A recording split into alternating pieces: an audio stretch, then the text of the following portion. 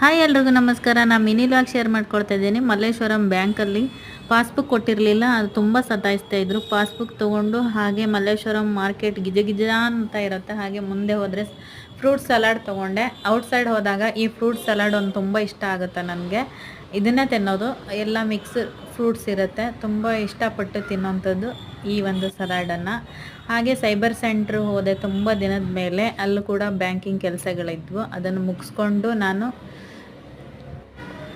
ಮಾರ್ನಿಂಗಿಂದ ಏನೂ ತಿಂದಿರಲಿಲ್ಲ. ಹಾಗೆ ಮುಂದೆ ಬಂದು ಹೋಟೆಲ್ನಲ್ಲಿ, ಇಲ್ಲಿ ಯಾವಾಗಲೂ ನಾನು ತಿನ್ಕೊಂಡು ಬರ್ತೀನಿ, ತಟ್ಟೆ ಇಡ್ಲಿ ಆರ್ಡ್ರ್ ಮಾಡಿದ್ದೆ. ಸಾಂಬಾರು ನೋಡಿ ಎಷ್ಟು ಚೆನ್ನಾಗಿದೆ, ಗಟ್ಟಿಯಾಗಿದೆ, ತುಂಬ ಟೇಸ್ಟಿಯಾಗಿತ್ತು.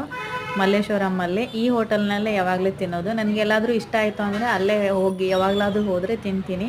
ಮಾರ್ಕೆಟಲ್ಲಿ ಗಣಪತಿ ಹಬ್ಬಕ್ಕೆ ಒಳ್ಳೊಳ್ಳೆ ಡ್ರೆಸ್ಗಳು ಬಂದಿದ್ದಾವೆ. ಹಾಗೆ ಇಯರಿಂಗ್ಸ್ ತೊಗೊಂಡೆ. ಗಣಪತಿ ಹಬ್ಬದ ವಿಶೇಷ ನೋಡಿ, ಮಾರ್ಕೆಟಿಗೆ ತುಂಬ ಜಗ ಜಗ ಜಗ ಅನ್ನತ್ತಿರುತ್ತೆ. ಮುಗಿಸ್ಕೊಂಡು ನಾನು